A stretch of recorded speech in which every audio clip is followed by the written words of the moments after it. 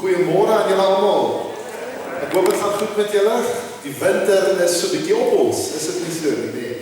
Dis so lekker om hier te wees. Dankie Charlotte. Dis 'n voorreg om hier by julle te wees. Ek sien altyd uit daarna as ek hier so by die kerk tussen die Mililande kom preek. En dit is werklik 'n voorreg. Ek word van goed met julle. Hoop jy is hier met 'n verwagting in jou hart dat God vir jou iets gaan doen. Dit is belangrik. Dis hoekom ons hierso is. Ons is hierso want ons het verwag dat God iets gaan doen vir ons. Amen. Ek hoop julle deel daardie verwagting met my. Ek is opgewonde. So wees asseblief gegroet in die naam van die Vader, die Seun en die Heilige Gees. Amen. Ek sien uit om vandag die woord aan julle te bedien. Ons gaan nou 'n loflied, ons gaan nou staan in 'n loflied saam sing in die liedboek 159. God is hier teenwoordig, verse 1 tot 3. So kom ons staan saam.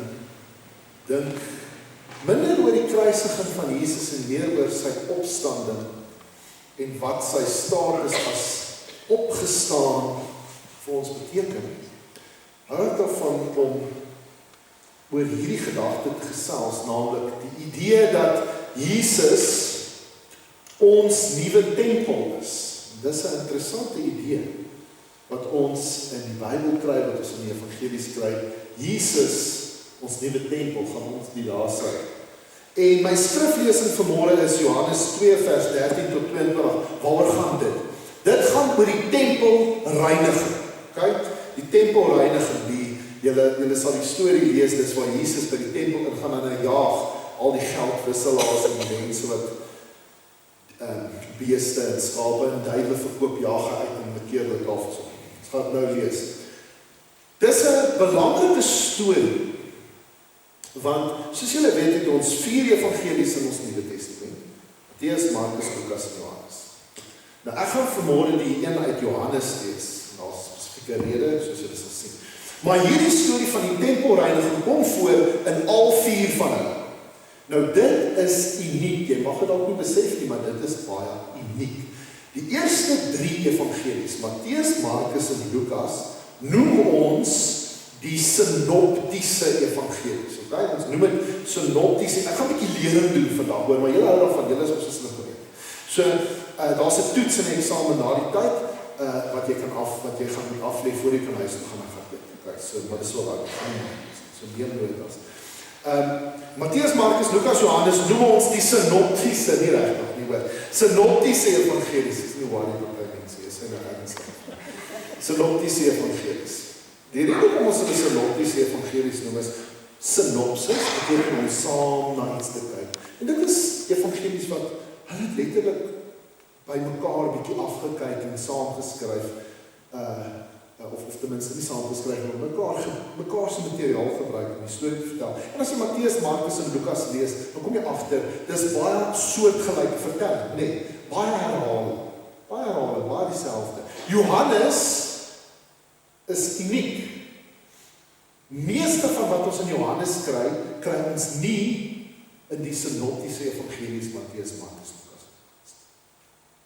Maar wanneer ons iets kry, wat in al 4 evangelies voorkom, dan raak ons nogal opgewonde en dan beteken dit ons moet mooi kyk. Want dit is skaars. Okay. Nou die tempelreiniging is een van hulle. Nou in Matteus, Markus en Lukas, hoekom is die tempelreiniging daar en waar kom hy voor? Nou ja, ons begin met die laaste vraag. Waar is die tempelreiniging? Aan die einde, min of meer aan die einde van die evangelies, net soos Jesus by Jerusalem inkom en voordat hy gekruisig word. Okay? Dis waar ons in Matteus, Markus en Lukas lees ons van dit daar. Hoekom is hy daar? Die rede daarvoor is, dit sê vir ons eintlik, as 'n paar redes, maar een van die groot redes is, dit vertel ons hoekom Jesus gearresteer is. Ons almal weet, dis bietjie meer ingewikkeld as dit. Maar dit sê vir ons eintlik offisieel, hierdie is die rede waar die Jode gesê het, genoeg is genoeg, ons kan nie meer hierdie Jesus dalk nie. Kom ons neem hom gevang. Want jy kon nie net mense arresteer vir niks. Dit was nie 'n onbeskaafde wêreld hierdie gewees nie. Dit was Judea was deel van die Romeinse Ryk. Korrek? Deel van die Romeinse Ryk. En die Romeinse Ryk was baie gerig daarop om die reg toe te pas. So jy kon nie net iemand gearresteer het vir geen rede nie. Jy moes 'n rede gehad het. En die sinoptiese evangelies vertel ons die rede hoekom Jesus gearresteer is. Aan die begin is die tempelreiniging. Almal net by sover. Die Johannes evangelie, waar kom hy voor? Aan die einde, nee, daar sê ek dit gehoor ergens. Aan die begin, jy sal sien, die skriflesing is uit Johannes 2. Kom aan die begin voor. Hoekom nie aan die einde nie? Hoekom is hierdie storie nie aan die einde, soos met die sinoptiese? Hoekom sit Johannes hom reg aan die begin van sy evangelie? Dis 'n interessante vraag wat ons moet vra. En dis waaroor ek vanmôre gaan praat. Hy het 'n ander rede. Hy het 'n ander doel. In die Johannes evangelie is die tempelreiniging nie daar om vir ons te vertel hoekom die Jode Jesus gevang het. Hy het 'n ander rede. Nou, kom ons lees gou die teks saam en ek lees dit uit die Nuwe Afrikaanse vertaling, Johannes 2. Ons begin eers met 2 vers 13 tot 17. Die Paasfees van die Jode was naby en Jesus het na Jerusalem toe gegaan. In die tempel het hy mense gekry wat beeste, skape en duiwe verkoop en ook die geldwisselaars wat daar sit. Hy het toe 'n sweep van toue gemaak en almal uit die tempel gejaag, ook die skape en beeste. Die geld van die geldwisselaars het op die grond uitgegooi en hulle tafels omgegooi. Vir die duiweverkopers het hy gesê, vat hierdie goed hiervan weg. Moenie die huis van my vader 'n markplek maak. Sy disippels het toe daaraan gedink, dat daar geskrywe staan, die ywer vir die huis sal my verteer. Nou vers 18 tot 22. Die Jode sê toe vir hom, wat beteken dat u vir ons gee, dat u hierdie dinge mag doen? Hier is die vers. Jesus het hulle geantwoord, breek hierdie tempel af, en in 3 dae sal ek dit weer op. Die Jode sê toe, hierdie tempel is in 46 jaar opgebou, en u sal dit in 3 dae oprig. Maar met die tempel het hy sy liggaam bedoel. Maar met die tempel het hy sy liggaam bedoel. Hy het gepraat van sy lyf, sy liggaam, wie hy was, homself. Nadat hy uit die dood opgewek is, het sy disippels daaraan gedink, dat hy dit gesê het, en hulle het die skrif en die woorde wat Jesus gespreek het geglo. Ons bid saam, Here, ons vra dat u woord sal seën wat na uitgaan, en die boodskap sal seën, Here, wat na uitgaan. Waar ons hierdie diens begin, dank ons u vir die geleentheid om stil te raak, om op die woord te kan sit, te kan dink oor hierdie idee dat u, Jesus, ons nuwe tempel is. Amen. Nou, ek wil begin, jy kan na die volgende slide gaan, ek wil begin met 'n bietjie lering, soos ek sê. Nou, ek het besef dat ek aankom, ek het nie my laser pointer. Dit is nou baie jammer daarop. Dit is nou die een ding wat ek nou vanmôre sou vergeet. Maar julle kan nou, ek gaan nou maar so probeer verduidelik julle. Kan julle almal daai fotootjie sien, as julle daar in die cheap seats, as julle uitkyk, kan julle dit sien. Nou jy sal sien, dit is min of meer hoe ons dink die tempel gelyk, die Joodse tempel in Jerusalem. Jy moet hom hier 'n keer verstaan, hy was op 'n heuwel, so hy was bietjie hoër gelig as die res van die stad.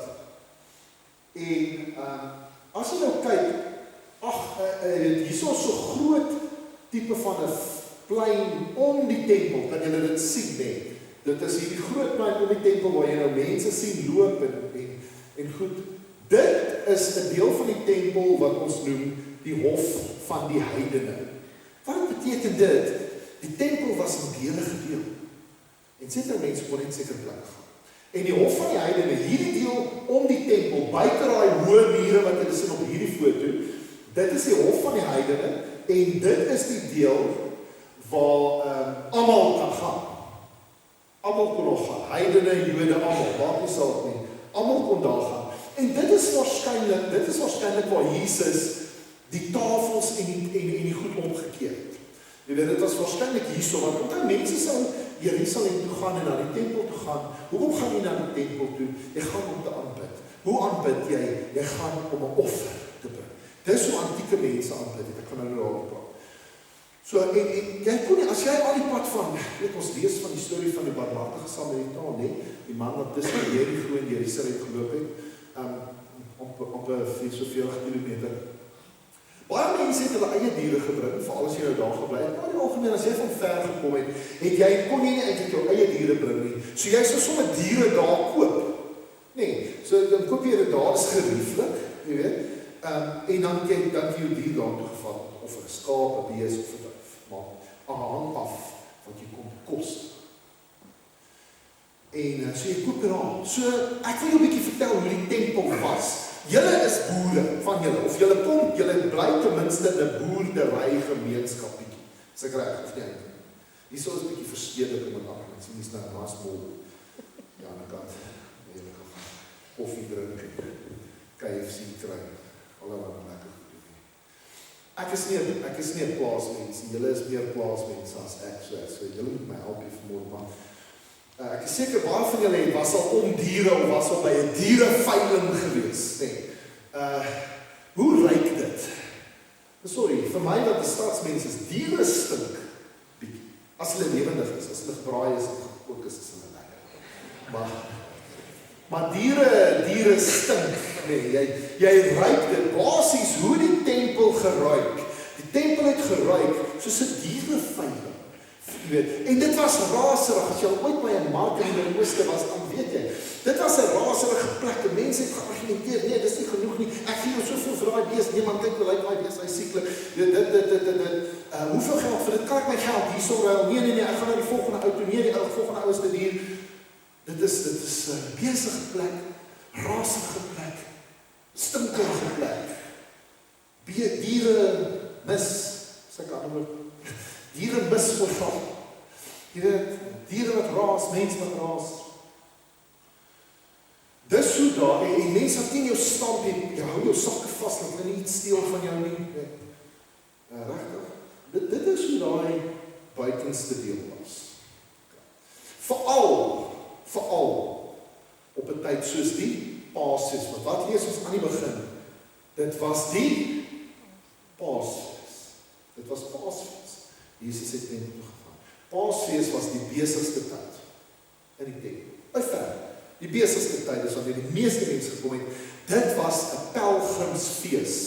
Kyk, ken julle die pelgrimsfeeste? Ons pelgrimsfeeste, soos die Paasfees, die loofete fees. Dis pelgrimsfees ons nog. En jy sou dan van waar ook al jy was, sou jy gereis het in 'n karavaan. Nou nie 'n spraai karavaan wat jy hak in jou bak. Okay.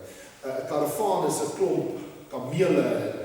Dan sê jy nou gereis het saam met mense, want het was gevaarlik om alleen te reis, nie soos ons by die Barnabas gesaam stories sien. Jy sou saam met mense gereis het in 'n karavaan, en die liedere wat hulle sou sing, op pad na die tempel toe, was die psalms. Het julle al gelees in die Bybel, 'n bedevaartslied, of 'n pelgrimslied, as jy die psalms lees, nie. Dis die musiek wat hulle in series gespeel het op pad, dis wat hulle gesing het. Pelgrimslied, wat hulle sou na die fees gaan. So die Paasfees, ongelooflike belangrike fees. En Jesus is daar, en dis wanneer die goed begin. Dan is ons na die volgende slide gegaan, net gou. Nou wil ek jou die volgende dele van die tempel, dit is bietjie moeilik om te sien. Hy wys nou nie so lekker nie. Weet jy wat, gaan vir my terug na die vorige, want hierdie wys vir my so mooi, die wit is bietjie moeilik. Jy sal dan nou sien, binne die hoë mure is daar so groot plein daar, en dit was verdeel in 'n paar dele. Dit is verdeel hoofsaaklik, daar's nou 'n paar dele, maar hoofsaaklik in twee belangrike dele, 'n hof van die vroue en 'n hof van Israel. Dit was vir die vroue en vir die mans, net Jode, net besnede Israeliete kon daar ingaan. Jy mag nie, as jy 'n heiden was, daar ingegaan het nie, dankie. Jy mag nie as jy 'n heiden was, daar ingegaan het. En dis nou nog 'n lekker stemming in die lig. Romanties. Jy kon nie daar ingaan nie. So wat jy moet verstaan is, laat ek eers iets sê. En dan sal jy sien, daar so groot wit muur tussen die hoë wit gebou, maar ek is so jammer, ek het my punt nie. Daar's 'n groot wit muur tussen die hoë wit gebou en daai groot plein. Sodra jy daar verbygaan, dan gaan jy nou in die hof van die priesters. Dis wat net die priesters en die leviete mag gaan, en daar sal jy die altaar kry, dis net hulle wat daar mag wees. En daai groot gebou, daai groot wit gebou wat hoog staan, in die middel, wat is dit? Ja? Sê my nie bang wees nie. Die allerheiligste, Sanctus Sanctorum, die allerheiligste, die heiligste deel, dit is die heiligste deel. Jy verstaan, as jy die allerheiligste het jy die minsheiligste. Die minsheiligste is daai hof daar om die tempel, waar die heidene was. Die hof van die heidene is die minsheiligste, allerheiligste daai gebou is die mees heiligste. Dis waar die hoofpriester 1 keer per jaar mag ingaan op die dag van versoening, Yom Kippur, die dag van versoening, waar hy versoening bring vir die volk. Een persoon 1 keer per jaar. Nou wat jy moet verstaan van die tempel is, hoe nader jy beweeg van die heiligste deel van die tempel, hoe meer mense word uitgesluit. Stem julle saam? Meer mense word uitgesluit. Hoe nader jy aan die heiligdom gaan, dit gaan van almal, die hof van die heidene, minsheiligste, almal, na die allerheiligste, een persoon 1 keer per jaar. So, die tempel werk. Hierdie tempel werk op 'n beginsel van uitsluiting. Hoe heiliger dit raak, dit word heiliger. Ons doen daai proses soos jy hoër toe gaan. Jy sal sien, jy gaan hoër elke keer. Christen. Ons noem dit in Hebreëus praat van Aliyah, van hoor. Nou, skiet my na die volgende 2 slides aan, of jy kan hom as net 'n vraag ietsie van die tempel. Hierdie is die tweede tempel. Die tempel in die tyd van Jesus, die tweede tempel. Dis nie die een wat Salomo gebou het. Okay? Die wat Salomo gebou het is vernietig deur die Babiloniërs, deur koning Nebukadneser II, ongeveer in die jaar 586 voor Christus. So amper 2600 jaar gelede is daai tempel van Salomo vernietig. En die Jode is tot ballingskap gevat, Babylon toe. En toe, na ruk, kon hulle teruggaan. Hulle het gesê, hulle kan teruggaan na julle land toe. En die eerste ding wat hulle toe gedoen het, is hulle die tempel geherbou. Nou in jou Ou Testament, die boeke van Haggai en Sagaria, vertel vir jou iets van daai storie. Dit was nie 'n maklike storie om net die tempel te herbou nie, want die tempel was 'n heilige plek, En jy het mense nodig gehad om dit te bou. Dit was 'n groot plek en kon jy heidene gebruik om die tempel te bou? Nee. Want hulle hande was onrein. Jy kan nie onrein mense kry om die tempel te bou nie, want dan sy onrein nog voor hy begin. Dit is 'n storie, maar hulle brei hom uit. En dan in die tyd van die Herodes die Grote, net so voor Jesus gebore is, 20 voor Christus, word die tempel opgegradeer. Hy word gerenoveer. So opgegradeer, so mooi gemaak, dat hulle die tempel eintlik Herodes se tempel. Hulle noem dit Herodes se tempel, want hy het hom so mooi gemaak, dat hulle hom noem Herodes se tempel. En dit was vir al die Jode dan so gaan, om hulle offers te bring. Die belangrikste ding wat jy moet weet, is hierdie tempel is vernietig deur die Romeine in die jaar 70 na Christus. Dit gaan in die toets wees aan my. Baie belangrike datum. Sê vir my studente, ek is 'n Nuwe Testament prof, hulle kry ons baie van hierdie profs so baie praat. Ek doen die Nuwe Testament. En sê vir my studente, julle kan eintlik meeste datums vergeet, maar hierdie datum moet jy onthou, 70 na Christus, die tempel vernietig. Die Romeine het die tempel vernietig. Kyk, en tot vandag toe staan daai tempel nie meer nie, net die klaagmuur vandag staan. Volgende slide. Net om vir jou so 'n idee te gee vanaf wat die tempel, wat dit beteken, wat was die betekenis van die tempel? Dit was die woonplek van God op aarde. Nou, hulle het geglo soos ons dat God oral is, maar hulle het veral geglo, God se teenwoordigheid is gekonsentreer hier waar die tempel. Dis eintlik waar God se teenwoordigheid is. Ons dink nie meer so vandag nie. Julle glo sekerlik nie dat jy kan net God ontmoet as jy nou hier kerk nie. Ons glo God is oral, hy is in jou hart. Hulle het nie heeltemal dit geglo nie. Hulle het 'n bietjie anders oor God gedink. Okay. So die tempel was vir hulle belangrik, want dit was God se huis. Dit was die woonplek van God op aarde. Maar dit was ook die sosiale en die ekonomiese sentrum vir die Jode.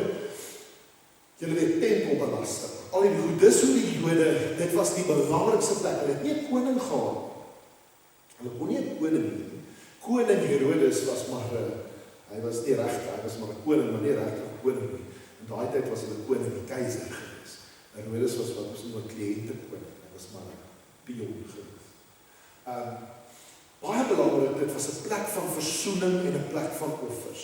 Hulle het geglo, jy bring jou offers na die tempel toe en dan word jy so versoen deur God. En die hele Joodse godsdienstige ritme was rondom die tempel gebou. Dit was so belangrik vir hulle. Sonder 'n tempel het jy nie feeste nie. Jy kan nie die Paasfees of die Lootefees vier nie. Sonder 'n tempel raak dit moeilik om baie van die feeste te vier. Jy kan nie meer offers bring nie. So die tempel is baie belangrik in daai verband. Dit was hulle nasionale identiteit.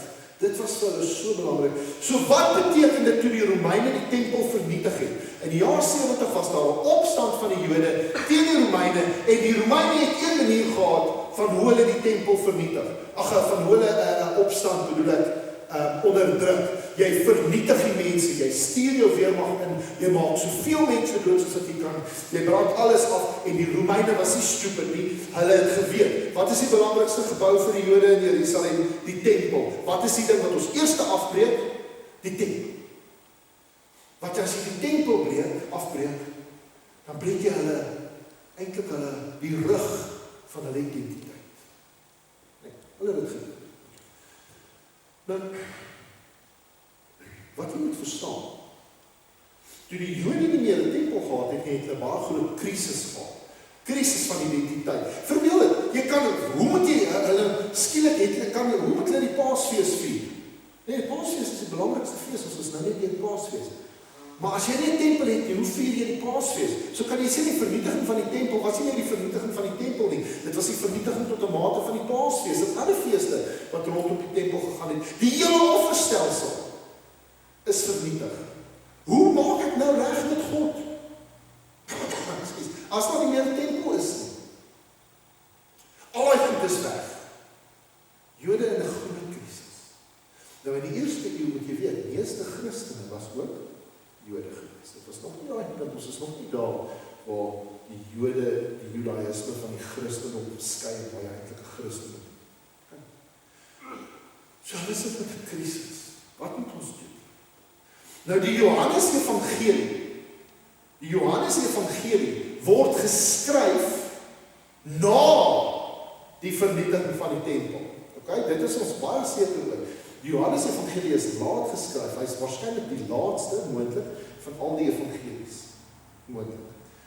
En nou skryf hy vir hierdie mense waarvan 'n deel Jode was of Christene wat tot 'n mate nog steeds gewonder het wat beteken die vernietiging van die tempel. Hy skryf vir hierdie storie, hierdie evangelie met hierdie weergawe van die tempelreiniging. En wat het Jesus gesê vir die Jode? Breek hierdie tempel af en in 3 dae sal ek dit weer oprig. En dan sê hulle maar vir hierdie tempel het ons 46 jaar gevat om die tempel te herbou. Maar dis 'n ironiese stelling, want toe Jesus, toe hulle daai woorde hoor, was die tempel al afgebreek? Ja. So hy sê, julle tempel is nie opgebou nie, maar my tempel, my liggaam, ek sal weer herstel word. Hierdie tempel, wat Christus is ook afgebreek. Maar ek staan weer op, en dis die groot boodskap. Wat sê Jesus vir hulle? Julle het nie meer julle tempel nie. Hy is vernietig. Maar ek, wat Jesus is, word julle nuwe tempel. En dis die boodskap van die tempelreiniging storie. Jesus is ons tempel. Ons het ook 'n tempel. Dis nie 'n kerk nie. Dis Jesus. Okay? So ons word tot 'n mate pelgrims na die Christus tempel. En dit is waar jy jou identiteit kry. Dit is waar jy besef wie jy is. En jy vorm jou identiteit op grond van Jesus. Dis maar altyd so 'n interessante ding. Jy weet, ons praat so dikwels, jy weet, almal het 'n roeping, nee. Almal van ons het 'n roeping, nie net dominees en pastore. Almal het 'n roeping. Nie almal se roeping is om te preek of iets, maar almal het 'n roeping. Almal van julle wat hier sit, elke liewe een van julle wat hier sit, ja, jy ook. God het 'n roeping op jou lewe. God wil hê jy moet iets doen. Maak nie saak hoe oud jy is nie, maak nie saak of jy man of vrou is, siek of gesond is, jong of oud is nie, maak nie saak. En so dikwels is ons geneig om te sê, ja, maar en meeste van die tyd weet ons wat God wil hê ons moet doen. Dis nie altyd 'n groot misterie. Hierdie idee dat God se roeping vir my 'n groot misterie is, meeste van die tyd weet jy wat jy moet doen. Jy weet, al is dit net 'n klein prentjie, jy weet dit. En soveel keer dan sê, ag maar Here, dit wat U wil hê ek moet doen, dis nie wie ek is. Dit pas nie in by my persoonlikheid. Maar eintlik moet ons persoonlikheid aanpas volgens Jesus. Sal julle glo dat ek staan hier voor julle nie. Hier staan ek voor julle, ek preek in 'n kerk. Ek is 'n professor by universiteit in teologie in Nuwe Testament. Hierdie is my lewe. Sal julle glo as ek vir julle sê, die eerste 17 jaar van my lewe was ek totaal kerkloos. Ek die kerk dat ek kind was. Nie kerk groot. Glad. Kerk was vir my 'n vreemde plek met weird mense soos julle.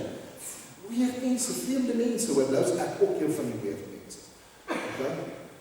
Ek wil nie kerk toe gaan nie, want die mense gaan eerder vir my sê ek gaan help of kerk, en ek wil nie na een van my plek toe gaan.